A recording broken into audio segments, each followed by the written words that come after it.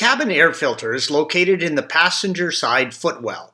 To access it, you must first remove the kick panel or the protective piece that is up under the dash. Use a T20 torque and remove the 3 screws holding it in place, as indicated by the red arrows, and pivot it down at the front.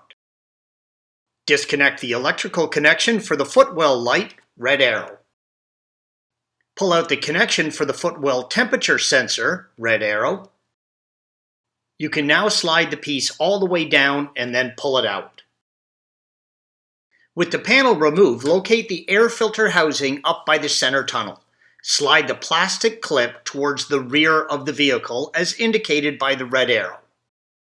With the clip forward, you can simply pull the air filter down and out from the housing, red arrow. If you suspect the filter to be really dirty, you can lay a rag down on the carpet to keep the dirt and debris from causing a mess. Installation is the reverse of removal.